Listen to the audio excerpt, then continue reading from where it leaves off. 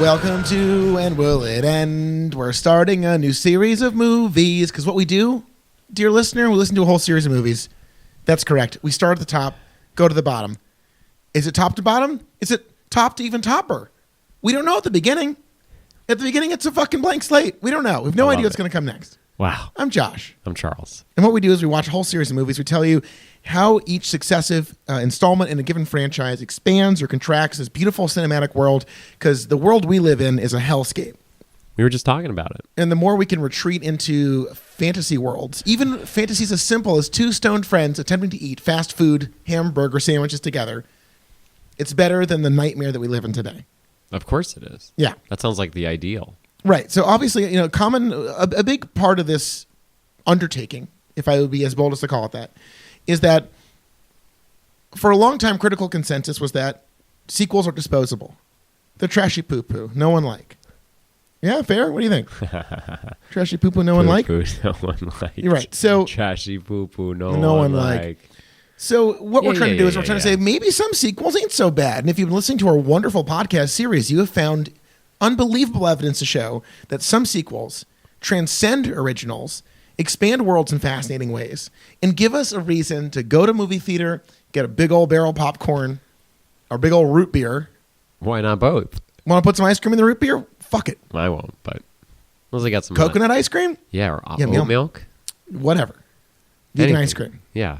There are options now. Yeah. I don't really like it when they call it vegan ice cream. Non-dairy is better? Non-dairy ice cream? Yeah. I think vegan ice cream makes people who aren't vegan afraid to eat it. Yeah. But if you just called it oat milk ice cream, I'd eat I think oat's a real turnoff for a lot of people, Charles. Really? When I think oat, I think old Farmer Brown in his fucking overalls going, "Oh, gee, you want to buy my oats?" Wait, what do you think about when you think about milk? I'm dying of the consumption. What do you think about milk? My daughter done left me for a boy who live in New York City. Your daughter left... New York City. I live here in Tuscaloosa. Wait, her daughter... I'm an oat farmer from Tuscaloosa. And my daughter's absconded to the city with a boy. A fella. All right. I'm Farmer Brown. Buy my oats. Can you... So when I say the word milk, what do you think about? Sweet, sweet cow tits. So the same guy. Yes. Same Farmer It's me, Brown. Farmer Brown. Got my overalls on, loving my oats. And cows. So one of them... Yum, yum, creamy milk. Straight from that sweet, sweet teat. Yes, I got cow teat. It's cow teat. I have plenty of milk cows on my farm. I'm Farmer Brown from Tuscaloosa. And where'd your daughter go? Off to New York City. Wait, is this the same? So when in the milk Farmer Brown? Yeah. Is this his daughter also go to New York City? Oh, same guy, same daughter, same New York City. New York City is almost like a character in this here parable. Wow. So same New York City, not like different. Oh, yes, I reckon it sure is. I'm Farmer Brown. One thing we've noticed in this series is how like certain franchises can exist all in one big universe, but perhaps some of the movies feel more like they belong in alter mini-verses within the big verse. Well, if you trudge through... Where'd Farmer Brown go? He's gone now. I was asking Farmer Brown. He left. Look, it's 2019. He's fucked. God. He sold the farm. Fuck. It's now going to be a data... It's a server bank location now for Amazon. Is he sleeping on his daughter's couch while he's trying to figure out his life? No, he leapt into a river. He filled his pockets with oats and leapt in a river. That's actually pretty good. He tied himself to a cow and hurled him and the cow into a river. And that's the last we ever heard of Farmer Brown. Sounds like a Neil Young song, rather than putting it like that. Yeah. And that's the last we ever heard of Farmer Brown. I think we're gonna have to check the archives, but I think that's the best impression we've done so far. Meet my Neil Young. Your Neil Young. I think it's pretty incredible. Good. Down by Farmer Brown. That's really good. I drank some moat milk. Moat milk. Moat milk. Moat milk? It's milk derived from a moat. It's cruelty-free. I abused drugs for decades. He sounds like it, and so do you. Thank you. So today on the show, we're starting a brand new series. A series that I love that. I think this is this is interesting. We didn't really talk about this. We just spent 6 we haven't episodes talked about anything. trapped in New York City, and we talked about what I was saying a moment ago is that like some series end up being tethered to things. Like the Turtles series was tethered to New York City, often to its own failure. It was tethered to a lot of things. It was tethered to this concept of the four turtles. It was tethered so heavily to the source material, because that's something we never really talked about while talking about the franchise, was that it's an adaptation. Yeah. So not only is it trying to build a world, it's trying to follow a world at the same time. And as we found in the sixth and final film, crude attempts to insert things from that original text into the cinematic universe pretty unsuccessfully. So now we've really broken free. We've left New York City and we're just adjacent to it in beautiful New Jersey, which I think is great. I think so too. This is not an adaptation, as far as I know. No, it's an original piece. We're, of course, talking about Harold and Kumar Go to White Castle, the 2004 stoner comedy classic that kicked off a 3-movie run that ran from 2004 to 2011 or something like that. I mean, it got surprisingly a lot of gas out of this, which I think is pretty impressive. Yeah, and I never saw it, so this is all going to be new for me. This is my first time seeing Harold and Kumar Go to White Castle.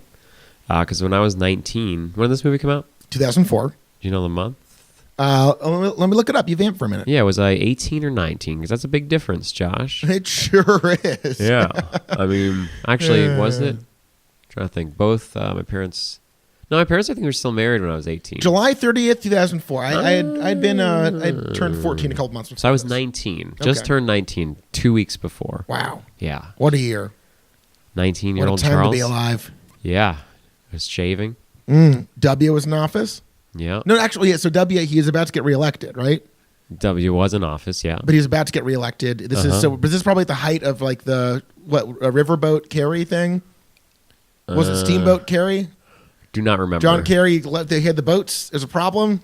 Do not recall. He was a coward. He turned himself in. Remember they had the steamboat? I think it's Steamboat Kerry. I will say it again. Do not remember. Do not recall. Steamboat Kerry. We all remember it. We all recall it.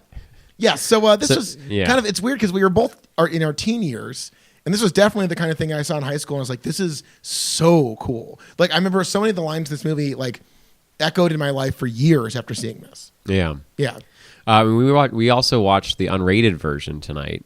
I didn't realize that. Yeah, did you watch when you saw, how many times have you seen this movie? I mean, this is like a DVD classic, so I'm certain I saw the unrated version at some point. Because I was going to say, there was a lot of just like random boob flashing. But we see Kal Penn's butt a fair amount. No, I'm not saying that. Like that. I'm saying I'm proud of this movie. That is like the classic 2004 to 2007 unrated DVD with boobs, the woman with her tits out, and then the word unrated covering those said. Is that tits. the cover of it? I don't know, but that's I'm like saying every DVD. Every DVD was like the unrated years, version just had a woman with her tits out and the word unrated covering up the tits. So I feel like all three of those scenes where you get to see boobs were probably not in the theatrical version. When I die, but do you remember? I was going to ask you. Yeah, I do remember.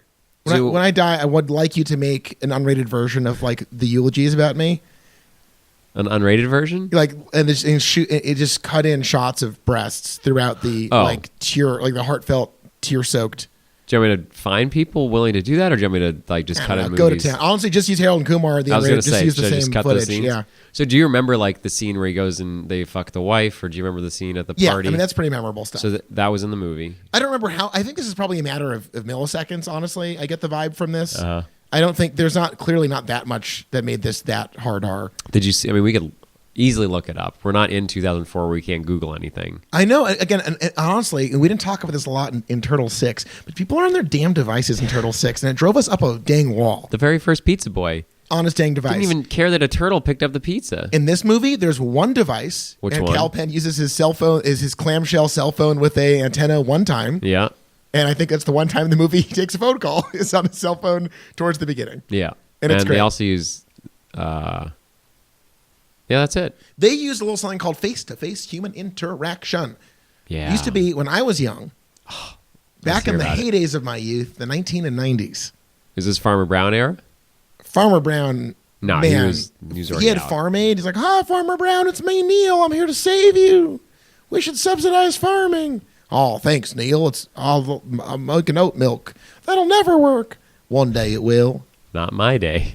Not in my day. But he's doing it anyway. That's a good Farmer Brown. Pretty good stuff. Thank you. Okay. We can close the door on that bit. Maybe. Bye, Farmer. Goodbye.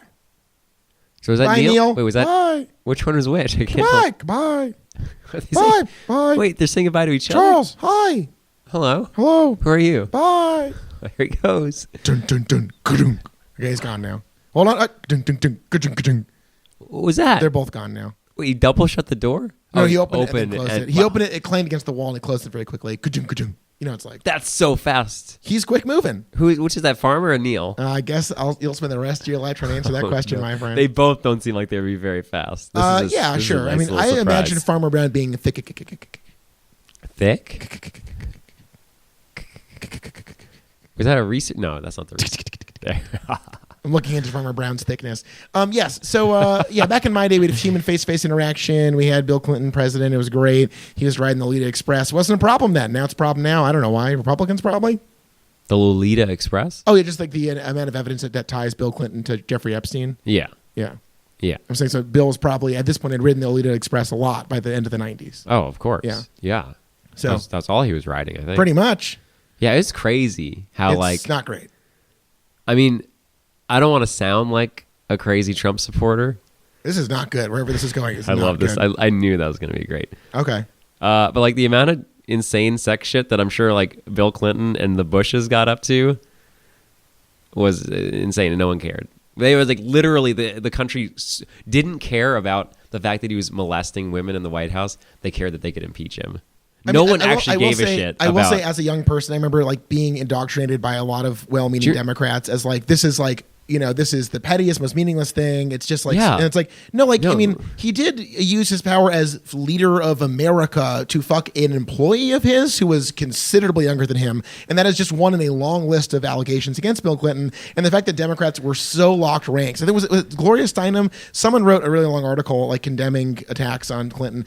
What I'm trying to say is like a lot of mainstream Democrats have a lot of hand-wringing to do over their endorsement of a man who clearly his sexual proprieties are seemingly almost uncountable. But anyways, we're here to talk about Harold and Kumar Go to White Castle. All right. It's all rich people. Trump's they're all fucking. I know. people. I'm just saying. It's like now we care.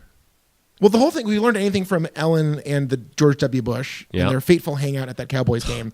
I learned a lot that day. It doesn't matter what political party you feign being a part of. If you're a part of the global elite, it just doesn't matter. There are no rules. You can get away with anything. People don't care. It just doesn't matter. And it's cool that now we know that even though we do care, we still can't do anything about it. Oh, it's impossible. It's really cool. So, yeah, great. Ironically, Jeffrey Epstein, the prolific pedophile, may have actually been a key to unlocking this treasure trove of information about that global cabal. And guess what happened? He committed his own suicide because he was very sad. And who else got in trouble? A couple guards going to go to get in trouble for not checking on him now. That's it? That's it. Well, 2004 was a fun year. It was a fun year. We were in two wars. We didn't care about any of this shit. Yeah, it was different. You know, we were at war with Iraq and Afghanistan. Yep. The two towers were still smoldering in downtown Manhattan. Still? 3 years later? Oh, those fires. W was draped in a flag, and America said, this is our guy. We like him. We were all gearing up to bring him in for a second. He had a high approval rating at that point, right? I have no fucking clue. Just going to look it up, do some little research here. But yeah, so when I was 2004, I was 19 when this came out, and I've told the story a few times. Not really a story, but just like my mentality as a teenager was, I am too good for dumb comedies. I'm too good for what most people will go and see in the theater. Theater, yes. I would see things at home. You didn't want to see this rank public fare, these popcorn movies, if you will. Yeah. Yeah. And now I've learned so much since then. Right. And we're going to just talk about how successful a movie from 2004, which is an era that I was sort of, you know, it's always hard to tell when I'm joking, but I was sort of joking before, but now it is like, it's interesting that this movie is very hard to talk about now in some ways because of what you could do whatever you wanted really, and no one would give a shit. He was below 50. He was in the high 40s when this movie was released, approval rating wise. Yeah. That's not great. So anyway, I was just saying while you were looking that up, weren't listening to me, that this movie is going to be interesting to talk about, maybe difficult, because while it's sort of this was an era where no one cared about shit.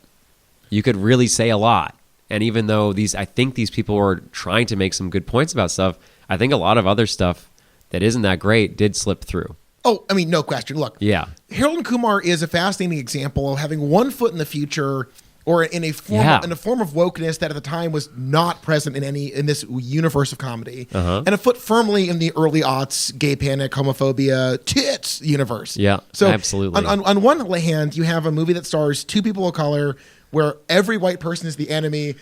All people of color in the movie agree that like you need to stay away from white people. They're just bad news, and at every single point, it's this movie, like, it's viciously anti-cop. It makes fun of like the traditional archetype of this structure of movie, and I love that framing device where we see like the shitty white investment bros foist their work onto Harold, and that can get confronted at the end in the middle of their own shitty like romantic comedy stone or whatever. I love that. Yeah. So this movie is very disruptive in that way, where it really wades very boldly into this and says, "Fuck that! This is not going to be like those movies." And then at the same time, cannot help but have a lot of humor that is, so endemic to that era that, has aged very poorly. Yeah. And then it's also very hard to talk about because on the one hand, it's like I could see using homophobia and like joking about it potentially as a way to talk about these two people's like repressed feelings or to talk about other things. But I just think they used homophobic slurs and jokes to do nothing. It really didn't do very much. There were a couple of moments where it was like when his two roommates like called him bad words and homophobic. Yeah.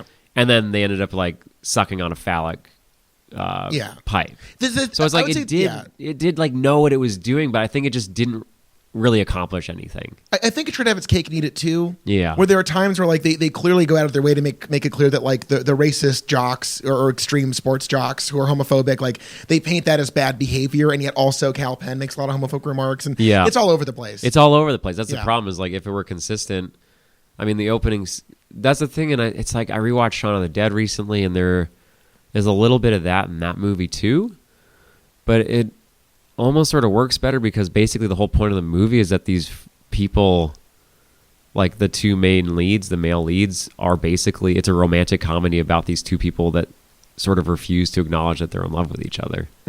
So even then, I as a filmmaker would not do that, but it almost makes more sense because it's using homophobia as a way to talk about repressed, like not homosexual feelings, but like male attraction. Right. And this just didn't really talk about anything. There's like one line where like, you guys love each other, but they never acknowledge it. It's not the point of the movie, and it doesn't really work. I would have got rid of all that. Yeah, I mean, certainly I don't think anyone would argue that the movie serves a great purpose in that regard. But I guess it's interesting to watch a comedy from 2004 where so much more could slide. This movie references another movie, Dude, Where's My Car, which is another classic example. What year did that come out? Just a couple years before, I think. It doesn't really matter. Another early aughts classic. No, because I thought this predated Dude, Where's My Car? But no, they directly referenced Dude, Where's My Car. No, Dude, Where's My Car came out in 2000. Wow. 4 years before. Ashton. They do a Dude, Where's My Car shout out. And Dude, Where's My Car is fascinating because there's like definitely gay panic and transphobia in that movie. It's an amazing movie. That makes sense. It's a victim of its era where there's some very lazy jokes that suck for a mainstream stoner comedy. But I would say by and large, I think there's at the end of the movie, a trans couple starts making out in front of them, and Ashton Kutcher's character goes like, I mean, it's supposed to be gross, but it's hot or something like that. But like he has like a weird moment where he like reflects on the fact that he's like supposed to like ridicule this out of discomfort, but indeed is attracted to it. So weirdly, by the end of the movie, it's not the wokest movie in the universe, but it tries to like delve into that thing where he acknowledges like, I'm supposed to be like horrified by this, but it's actually very attractive, which is like a weirdly. They didn't need to have that in the movie, so it's like a strange moment of like, like it's actually reflecting on the knee-jerk transphobia and homophobia of this era. Again, I'm not trying to say that this excuses a lot of the other stuff in it, but it's interesting. So again, this movie, again, they try to like make it out. For some characters, it's like a bad character trait that they're homophobic, and yet the main characters revert to that. Yeah, that's why I think it didn't work, because they use it to say, oh, look at these bad people. Yeah. But then also our main characters are doing the exact same thing. But I think we've circled this point enough. I know this is making you uncomfortable because you like this movie and you don't want me to ruin your, No, I think we've made the same point 3 times. I don't think. I know. Yeah. So I think we're just good. Okay, but great, mostly because you're very uncomfortable. I'm not very uncomfortable. You're very uncomfortable. I can You're tell. telling me I'm uncomfortable. It's making me uncomfortable. Yeah, sure. This is anti-Semitism. What? The way you're acting right now. This is Jew hatred. This is what you're doing. Oh God, I didn't know. Look, you need to like watch a little movie about the Holocaust that Which I like one? to call A Beautiful Life. A Beautiful Life. I think that's it. Yeah, where it's with the one with the guy Russell Crowe. I want to make love to everybody. Yeah, Roberto Benigni. Benigni. Yeah, this movie, one of the many great quotes, is written by 2 Jewish men who obviously wrote themselves into the movie, and the characters of these stoner. The other stoner. Oh, are those the writers? No, but I mean, obviously they. Yeah, you fucking Jew hater. Jesus, I did it You're again. Disgusting. Fuck. To me. God damn. Again. Anyways, no. So yeah, I don't know. This is I would say a classic of the early aught stoner comedy genre. I really do like it. Obviously it has the patina of an early aughts comedy. That aside, there's so much about this that you just don't see in any other movie of its ilk. I think it truly stands alone for so many reasons. Where like, I just can't think of another movie I saw at this point in my life that really like prioritized the experience of like Asian people in a movie. Mm-hmm. Even the movie is all over the place as this. It's fucking, like, 15 years ago? Yeah, Why which did I is say it that way? crazy. Oh, 15 years ago? 15 years ago. 15 years ago. Hey, maybe that was Farmer Brown who said that. I left. Shit. Trying to get him back here. He's gone again. We're still not talking about it, really. We are a little bit, but it's not. No one really gives a shit still. So yeah, but this is like a big mainstream comedy. Yeah, like, it's kind of crazy. It is cool. I feel like that was like late '90s, early aughts. Way more shit was happening. Right. Less money was in certain ways, so like a lot of smaller movies could be made and stuff like this. Like the opening credits looked like it was made by me in Word. Right. Yeah, it's like 20 years ago. This had a budget of $9 million. Yeah. Which and is that's amazing. Cool. That's right. cool. No one makes these movies anymore. It's so let's run through the cast here because it is fucking ludicrous. Like in retrospect, Neil Patrick Harris playing himself, like long before his Big Bang Theory. No, I'm not reading an order, you dingus. I'm just reading highlights from the cast. I just always think you're reading the great Ryan Reynolds is in this, and incredible. Kills it. Marijuana, but why? That's one of the funniest lines in the movie. Yeah, and then there's weird gay stuff with him too. Yeah, he's attracted to Cal. Is actually pretty funny. Yeah, that actually plays off surprisingly well. Yeah, and then for some reason Harold also would like to get wiped down. It's like that scene worked to me. A real cake and eat it too thing. I got Christopher also Maloney for you playing playing at Randy. Home, you can now again circle cake and eat it too. They have Christopher Maloney and heavy makeup as Randy / Freak Show, who's amazing in this. I like the one scene where they cut to him head on and his fucking neck was like pus just oozing out of his truly disgusting. We got the great Fred Willard, Anthony Anderson, Malin Ackerman, that plays Freak Show's wife. She's great. She's in all kinds of stuff. Love her. Good work. And of course, Gary Anthony Williams. Do you remember we saw him recently in our most recent film? He has lost a lot of weight since 2004. Was he? He is the imprisoned black man reading the Civil Disobedience book in prison, who has a great scene. He kills it. He really solidifies a lot of the movie for me. Yeah, I think that scene is crucial. But he played Bebop. That was just for you, Josh. Opposite Rocksteady, thank you. In Turtles 6, Turtles Out of the Shadows. Let me try it again to not get that pop. Doesn't matter. You've already ruined it. Bebop. Oh, that's Jamie Kennedy is the creepy guy in the woods. I didn't realize that. Who's that? That scene's amazing. That scene was really good. Jamie Kennedy, like the Jamie Kennedy Experience, is like a sort of like a punked light. Okay. He was in The Mask, too. So I think that's another reason why I didn't watch these, is my dad was like very strict about what I could and couldn't watch. We've talked about this a little bit, but like my dad hated drugs, and I couldn't watch any stoner comedies. So I didn't really get to see any of these things when I was growing up, and then I really never bothered to go back and watch them later. Well, I think this is quintessential like fucking popcorn movie shit. I mean, like I just think it's a crowd pleaser. Yeah, it's really interesting to call this a stoner comedy because they're like, no one's really they get stoned, but they don't act different. It's not like they do. What are you talking about? And they're really? In the very beginning, they're like, "Oh, I'm so baked." Remember, Cal Penn's wearing the I Heart Bush, the pussy of the president. That shirt's fucking amazing. That's a good shirt. My girlfriend Allison was like, "That's a shirt I want." And I was like, "I completely." Well, if my girlfriend Amy had been there, she would have been like, "That's a shirt I want too." Oh, so you feel comfortable speaking for Amy, putting words in her mouth? Yeah, I am. Wow. Just so I can make sure everyone knows that I still also have a girlfriend. Good hard look in the mirror. I do every morning. And ask, who's this handsome son of a bitch? So this movie introduced the idea of trimming my pubes to me as a young person. Really? Because when I first saw this, I was like, that was not a problem I had. When did you see it?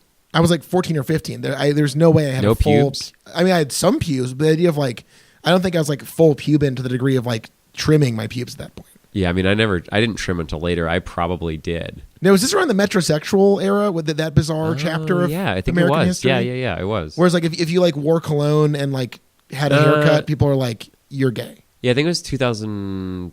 Maybe it was like 2005, but that's when I went to the Metro. Was that a joke? No, that's when I went to the Metro, like moved to Boston. Oh, the metropolitan area. Yeah. A young urban heterosexual male with liberal political views, interest in fashion, and a refined sense of taste. That was me. Coined in 1994. That's crazy. Wow, I didn't hear about it till much later. Me neither. Huh. Remember the blogosphere? Oh, God, the blogosphere was great. Yeah. There was the Wild West back then. Anything went. Yeah, just get a blog. You didn't have to know anything about anything, but if you had a blog, you were king. Or queen. Do you think, or queen? Or Prince, probably, even. whatever. I would have taken Prince. Sure, okay. Prince of the blog, that's me. When's Scorsese going to do like a fucking 4-hour-long movie about the blogosphere? Ever since I was a little kid, I wanted to be a blogger. Was that your impression of Casey I wasn't leaning Jones? too hard. Yeah.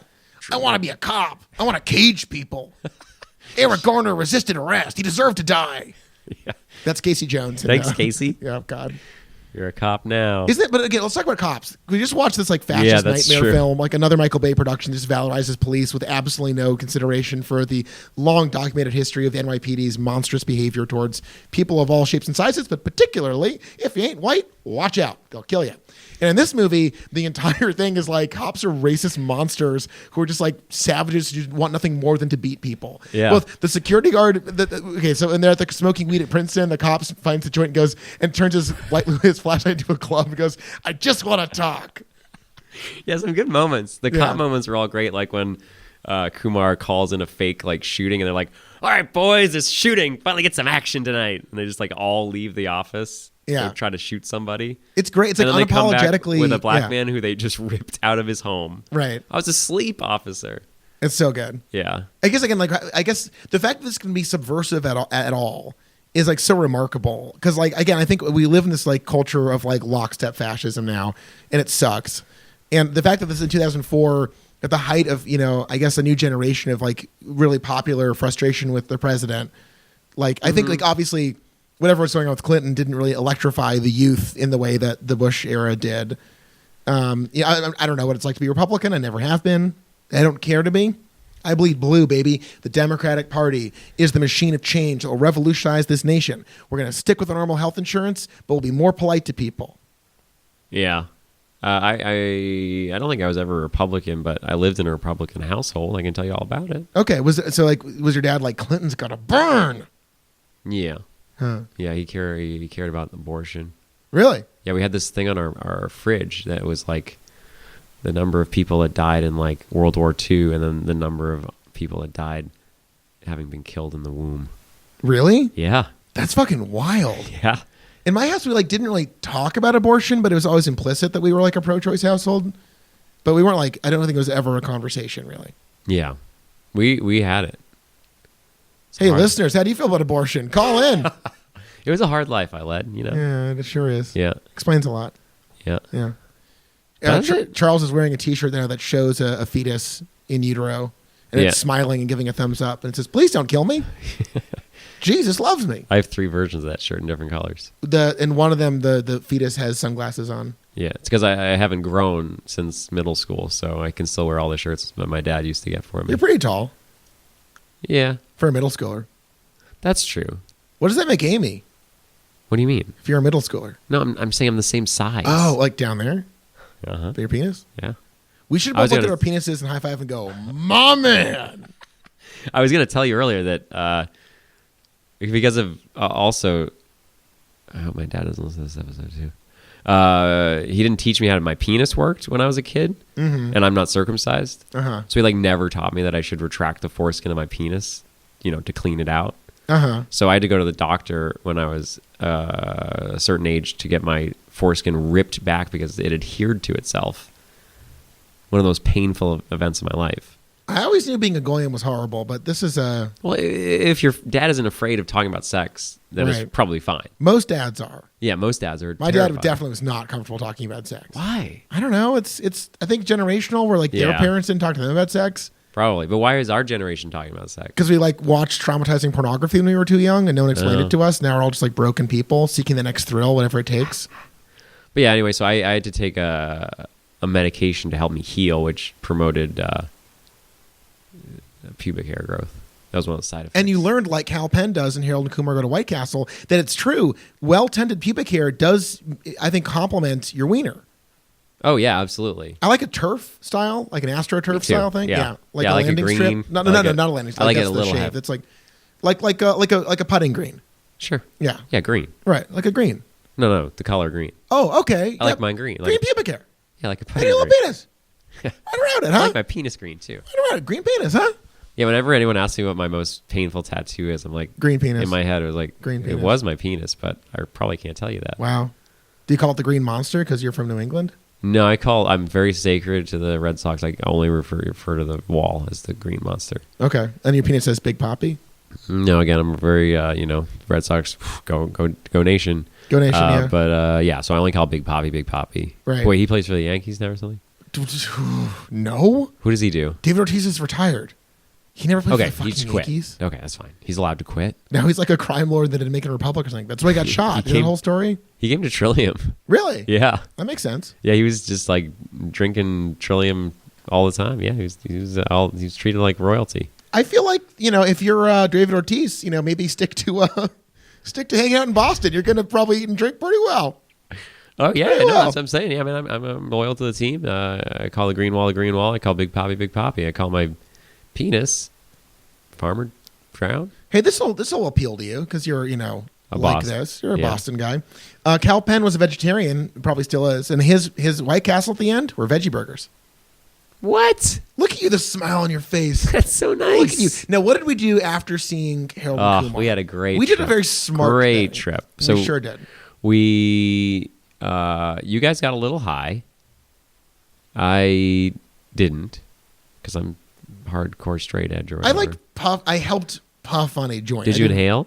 Yeah, I inhaled a little You didn't bit. want to waste it. Well, I think it's rude to waste a proffered joint. I agree. Yeah, but no, my girlfriend, she's been exploring the realm of more CBD heavy marijuana to alleviate chronic pain from chronic illness, and it's been kind of a fun trip to find very mild body oriented. High all the time now.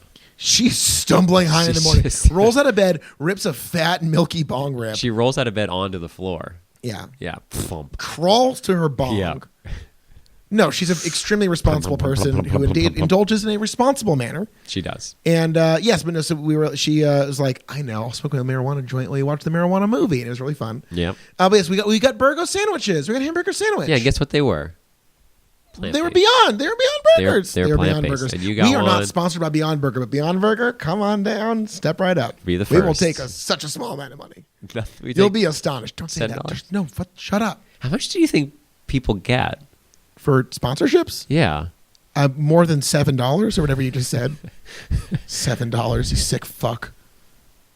Oh yeah, I forced Josh to get a Beyond Burger. You didn't force me. I just thought about it, and I was like, you know what? You're right. Charles, you're right. And then what did you say when you're eating it?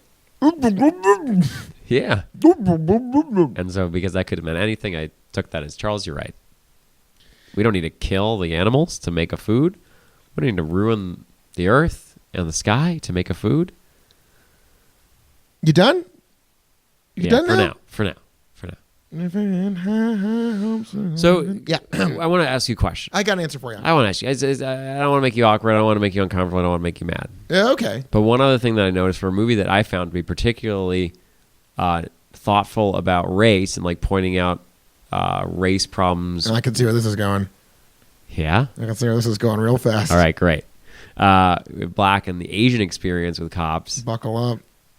There were two scenes where they made fun of Mexican culture, and I want to ask you about that. Why do you think they threw that in the movie? Wait, what are you talking about? So there's that scene where he's he's in love with Maria, Yeah. and there's a scene where he's fantasizing about being with her, and he dresses up as Zorro, and she dresses up as a Mexican woman. I think that's not great. I think it's more I think the joke is that in his lazy, stoned state, that's what he goes to when he thinks about Mexican culture. Yeah. I think it's more about him being a stoned doofus than trying to make fun of I know, and that's why it's Mexicans. weird. Is you can sort of see the way they use some of this humor is it is making fun of people that think that way, but then it's just the way that the other example was Kumar when I forgot the exact word that he uses, but he Oh, but whatever that word is, don't use it on the no, podcast. it's a normal word, but he just puts on a very thick Mexican American accent when saying a word when he's talking about Maria. And I was totally did not need to be in the movie. It doesn't do I don't know if that anything. adds up to the most appalling. I No, think but the it's fact just that he's not attracted to a white woman in and of itself is a huge improvement over that entire generation of Yeah, filmmaking. that's what I'm saying. For a movie that was really thoughtful about a lot of things, it still was a product of this time where just I think that's on par for the kind of racial humor in the movie. you think so. I do. I mean, the whole punchline to the black character being imprisoned unjustly is that he has a huge penis and that gives him solace in times of, that's I don't know if that's the most woke joke, but it's funny because it's a movie that in many ways about race and plays into some of those things. Yeah. Interesting. Yeah, it's just like it's. Plus, it was written by two Jews who can't be racist. It's science. Science? Jews can't be racist. Trust me, I'm Jewish. I haven't been racist a day in my life. Wow. Everyone at my shul agrees. I'm not racist. That's nice to have a shul. Take that to the bank, owned by us. What was it? Was that a little? Well, what? A little joke? A little joke? It's no joke. We own the banks, buddy. George Soros pays me to do this. Wait, you get paid? Yeah, George Soros pays the fuck? me. I'm a Soros-funded podcaster. God damn it. I know, But right? just your half? Just my half. Yeah, you don't get anything. Fuck. I don't know. Go to the what? You're French, right? What am I gonna get? I don't know. Croissant money. Nothing. A little baguette tax. The French suck, man. Yeah, I'd agree. Yeah, the French is bad. Yeah, the French is bad. I know, France is everyone who we like? Vincent Gallo and Jerry Lewis. Yeah, And when it's I like, tell what's wrong anyone with that France? I'm French, I have dual citizenship. I'm like, why are you still living in the United States? Like, France sucks. Yeah. France is as bad. Yeah, well, I think the classic white liberal thing is like white socialism in Europe is amazing. It's like it's also like a brutally racist system. Oh my God. Like, if you don't know, like look up how Arabs are treated in France. Like then you can do Jews, people like Africans, like break it down that like it's extraordinarily awful. Yeah. It's like a truly like race-based caste system in France that like again like Michael Moore's like everyone in Italy gets 8 weeks of paid vacation. Yeah, if you're white. It's very ugly. Yeah, Europe's got a lot of problems. European culture is bad. So that's why I'm not in France. First of all, I don't speak French. Sure. And I think as bad as our culture is, it's the same. It's worse. It's whatever. Who gives a shit? Everything's bad. Everything run by fucking rich people's bad. It's not good. That's why we need a democratic socialist with a large base of support from working people who can offer universal things to the universal people in this country who pay universal taxes to our system. End the endless wars, not Trump style, which is sort of like very confusing and erratic and bad. Yeah. Letting the Kurds be slaughtered? Come on. He ends wars the way he drinks water. Wait, did you see that video? Yes, it's amazing. Yeah. It's like a bird. Right. The way a bird moves. And he holds with both hands and shit. Yeah, it's amazing. That's how he ends wars. It's a trash country we live in. Yeah. Yeah. Everything is. They're all trash countries. Yeah. It's not great. It's a bad time. But you know what wasn't a bad time? 2004. No, God. Again, things were great then. Bush was... we had barely killed a few million Iraqis at that point. We were just working on those numbers. The numbers. Everyone was like, "Well, get out of this. It'll be great. We'll have done a good job." Yeah, mission accomplished. Chomp, chomp, chomp. A munch, munch. But I think that's cool. I think that is true that 2004 was an era that supposedly, like, it was only 3 years after the Great Towers fell. Well, I think at that time, the evil of W was like the classic sort of like archetypal right-wing imperialist kind of villain that like was very easy to line up a sort of like cogent argument against and be like, this guy represents supply-side economics and the kind of like, 20th century international subterfuge that undermines democracies around the world and shuts down leftist movements and contributes to a culture of chaos abroad. And the kind of like insanity we face now is so much harder to like confront because it's so widespread and erratic and chaotic and nuts internally now. Yeah. So in a way that same kind of like erratic disruptions that like, shattered life in Central and South America through the CIA throughout the 20th century. Now that same like doubting your institutions, calling for an overhaul of a system that seems unfixable, like it's all come home to roost. And it hasn't, fully melted down, but it just feels like inevitably, how could this not? Yeah. But I think that's why this movie really was doing something, was that enough time had passed for the everyone wanted to go to war back when it first happened. And now we're like, wait, this sucks and this country sucks and look at all this bad shit. And this movie was like ready to tackle some race problems in America. And I think at the end, correct me if I'm wrong, but the guy who was in jail who was also Bebop, you like the way I pronounced Bebop at that time? You took the op out of it. Shit. How do you do it, Bebop? You did great. I'm saying you did a good job. You got usually. So I've been trying to train Charles, much like a dog or a bird, to not do some things like make your B's and P's pop so hard on the mic. Yeah, I used to have a mic guard. Right. You slapped that out of my hand one day. It's like only babies use those. Right. Only baby journalists. You're an adult man now. Yeah. You're never be a journalist though. Never be a journalist. It's too much fun. I will never be. You wouldn't be a good journalist. No, it's lazy not in your blood. I'm motivated. Me, award-winning journalist. You, dog shit at journalism. Yeah. Dog shit. Yeah. You wouldn't be good at it. I don't. Say it again. You'd be dog shit at it. I know. I understand. You'd be a garbage fool, a trash man. You would be the creepy guy at the bush, Jamie Kennedy style. Great scene. God, that scene was amazing. Yeah. So this came out the same year as Anchorman. Uh-huh. So this is really at this dawn, I think, of like a pretty golden era of studio comedies. Anchorman. I think it I've has tried some to of my watch favorite it jokes ever. twice. Yeah, it's it probably very funny. does. I could not get through it.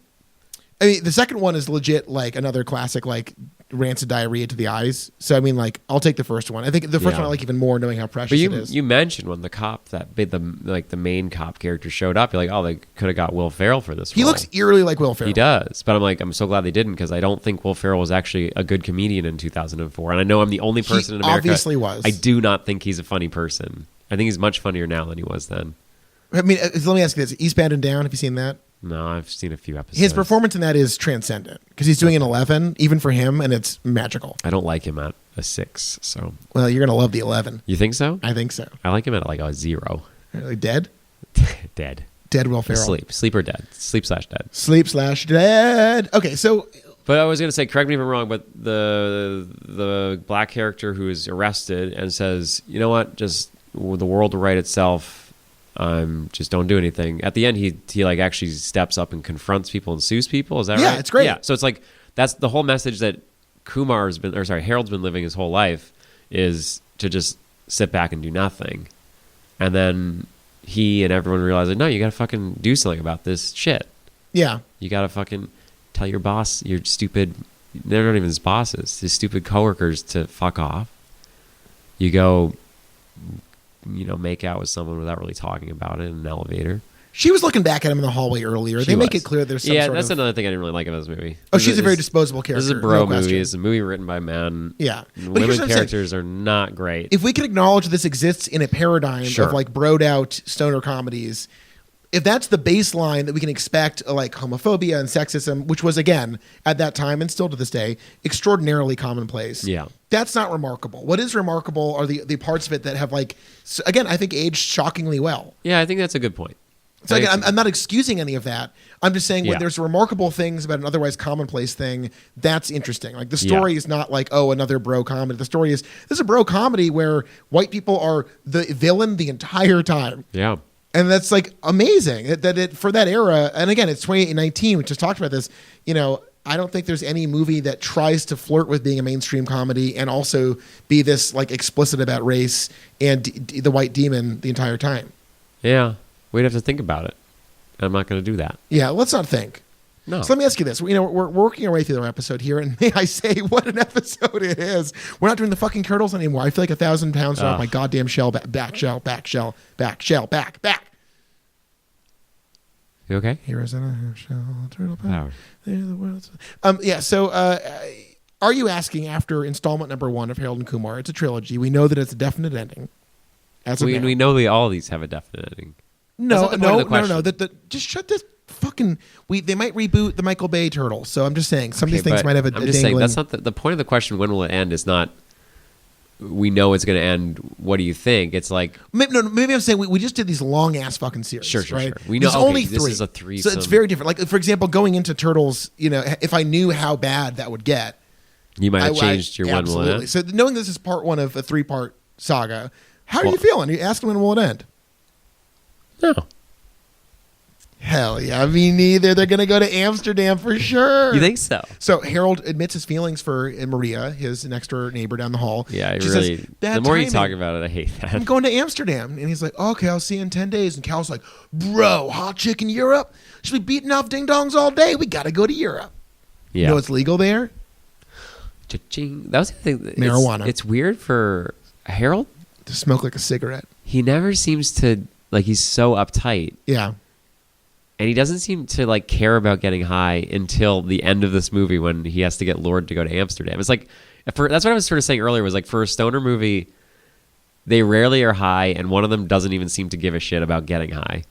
Yeah. It's funny, like because I didn't watch these as a kid, I always assumed like stoner comedies were just like people getting high all the time and just like. I mean, certainly compared to like antics. a half-baked or a how high or whatever, this is not quite as stoned out in that regard. But I will remind you, the climax of the film, they smoke up a cheetah who then races them to a White Castle. That's true. So I mean, like this. But I guess what I'm saying, they just don't act different. They really don't. They are the same person the entire time. So I guess they're kind of high for most of the movie, though. Maybe that's it. Maybe I just forgot that they were high because they just seemed like they were not high. Well, they have a mega bakeout stash early in the film. Yeah, I remember that. Yeah. You brought that up last time I brought this up. Yeah. The major bakeout They stash. got baked out pretty good, smoking J's and ripping bongs. Watching that marijuana kills commercial. I remember those commercials. So that was a fake one, though, right? That was a fake one, which I still think is extremely funny. Fake commercial for White Castle? Did they make that too? That's definitely a fake commercial. That's a great fake commercial to White Castle. But no, I mean the marijuana kills commercials. Those I remember the one that they're making fun of, where a kid comes in a gun cabinet and it's implied that he kills his friend because they got high. Cool. Yeah. I wish you'd kill me while you were high. Is that how you want to go? With your dad guns. Yeah, Fred Landy's big gun guy. Oh yeah, you showed him to me. What kind of guns is my dad? I've never seen him. He says, when you're a big boy like Charles. I know. Charles is a big boy. You a little boy. Every time we go down there, he's like, I'm kind of doing Al Pacino from his last couple movies. Josh, I'm talking like this. Still a little boy, but Charles, you're a big boy. Let me show you my guns. You're a big boy. Josh, you're a little boy. You know, you're a little boy, Josh. You're a little boy. He's got a Smith & Wesson. I can't. You gotta see The Irishman, man. He's got a Colt. Jimmy Hoffa in that movie. Ooh. He's got an AK-47. There's guns in The Irishman. He's got an Uzi. You got an Uzi? Mac-10? Yeah. Fucking, I gotta show you this. I'm playing that new browser game I'm playing that I'm obsessed you with. never showed me. You told me you were going to show me. all kinds of guns in it. All kinds of guns in it. Oh, guns are so cool. Yeah. What's that? You know that Godspeed song where it starts off with the guy talking about all the guns he owns? Honestly, no. Okay, it's really good. You know that one song? Jeremy Spoken. It's Jeremy by Pearl Jam. No. Jeremy Spoken. So no, I'm not asking when will it end. In fact, I don't think I like them as much as you do. I'd probably give it a that. What the fuck is that?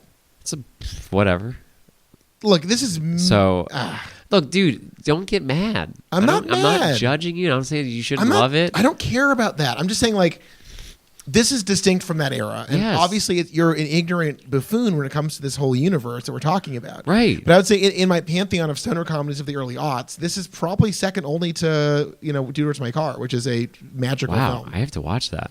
It's honestly, and like, there's some stuff that you need to wade through in that film, no question. But like the good parts are delightful. But here's the thing. I think I give it a little higher than, but because there is the pissing scene was hilarious. Ryan Reynolds is probably my favorite performance in the entire movie. I know you don't really like Ryan Reynolds, but this is like the perfect dose for you. This is the exact amount of Ryan Reynolds that you would want. Ryan Reynolds shows up as a doctor in the movie and wipes Kal Penn's brow after complete surgery on the dying man. This is a tribute to the scene in Van Wilder while Kal Penn wipes Ryan Reynolds' brow during the infamous baked goods scene. We all remember the infamous Van Wilder baked goods scene. I've never seen Van Wilder. I have not seen it in 15 years. But yeah, that was a reference. Really, I didn't realize that. Yeah, I like it a little less now. So in 2002, Reynolds played Van Wilder. That was his breakout role, right? It was, and Kal Penn plays one of the main roles in it. But yeah, Reynolds, sort of a bad boy of comedy in the early aughts. Because in Van Wilder, he plays a roustabout. What's that mean? He doesn't want to graduate college because he's living the eternal party. Oh. It's all naked breasts, beer in solo cups, and pranks. Yeah. Yeah. That sounds fun. It was only 2002, but we could still dream of a better time. What do you think the unrated DVD cover for that one was? Probably like a gaping asshole with unrated right over it. Whose asshole? Honestly? Ryan's? Probably. Yeah. He loves to gape. I bet his butthole has a wry grin. Like his butthole knows it's a butthole. It's like kind of having fun with it. All right. Come on. He's having fun with it. All right. Come on. Everyone does that. Deadpool's great. It's really not. It's great. It's really great. It doesn't matter that he knows he's in a fucking movie. It's really not. So what do you think about Neil Patrick Harris in this? A classic of the era. Great question. I forgot about that because it did not make any effect on me at all. And I was expecting a lot more. I think he's fantastic in it. I like that he's just like a fucking drugged out lunatic and is an asshole. I think it's funny. I think it's funny at the times that he was playing like a wash up at the time. And now 15 years later, he's like back on top of the media world. He like really has had this roller coaster career. Child star, Punchline, back to like one of the biggest actors in TV in Hollywood. So was he not doing TV, very well in this when this came out? I think in the early aughts, he certainly was nowhere near. This is pre-Big Bang Theory. No, sorry, not Big Bang Theory. Wow. I Met Your Mother. Bazinga. Remember Bazinga? Yeah. We all loved Bazinga. But for me, it was fine. I thought it was going to be funnier. I thought it was going to be more. Honestly, he was probably my least. I like the extreme guys more than I like Neil Patrick Harris. They were great. I remember that was being. I remember with Extreme Punk Guy number 2 when he calls him that. That's so fucking funny. That's good. That's a good joke. Do you like it when he's like, here's Harold stand-in, do whatever you want with him earlier in the movie? Yeah, that was funny. Hey, those guys look like us. That's so good. That joke in Newark. I worked in Newark. Newark is actually pretty intense after night. I'm sure it was a lot worse 15 years ago. Yeah. But that was a good joke. I love that. I just think this movie is well directed. The shots are good. There's visual punchlines that work. Yeah. I'm just saying, like, for the weight it's punching at, I think it's like a fucking classic. Sure. I'll give you that. Thank you.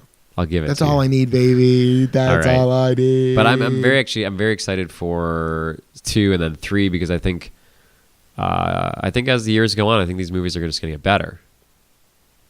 Well, that's the thing. You know, as far as I understand it, this next film, Guantanamo Bay. Can I tell you all I understand about it? Sure. So they escape from Guantanamo Bay. That is, I'm sure, the premise of it. They go to Amsterdam, and so we're going to like leap back in almost immediately after the events of this movie. I love it. Which I love. Yeah, that's awesome. And again, I love this movie. I saw it a million times growing up. I've never seen the sequel, so I'm actually thrilled about this. Oh, this is fun. So you haven't seen these? It feels like we're just out of prison after the Turtles series, honestly. Yeah, anything.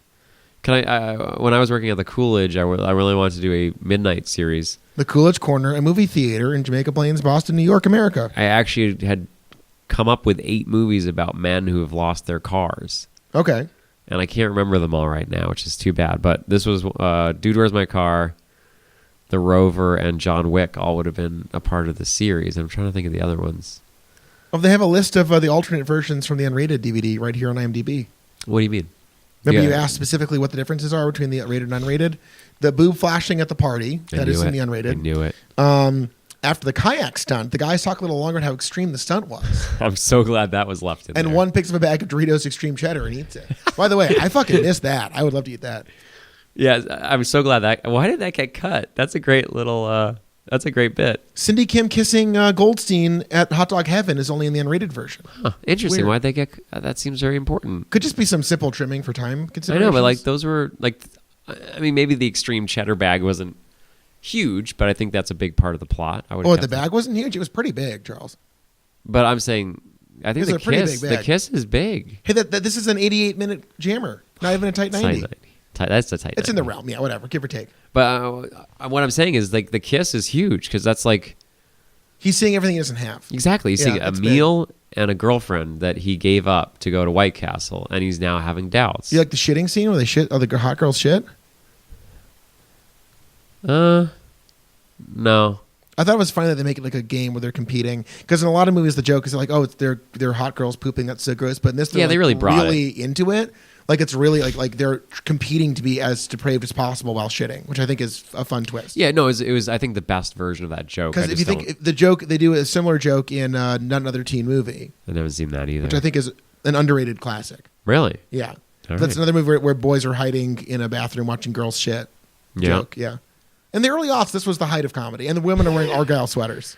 Yeah. Yeah. And they're British for some reason. And everyone's like, has Radiohead ended their golden era? Is the run over? Spoiler. No, never ended. Someone say yes. What? Someone say yes. What the fuck are you talking about? Someone say yes. What the fuck are you talking about? They just keep getting better and better. But someone say yes. Who? You? I don't know. Radiohead has gotten better and better and better and better and better. They've gotten better and better and better. Jeremy is spoken. Eddie Vedder from Pearl Jam.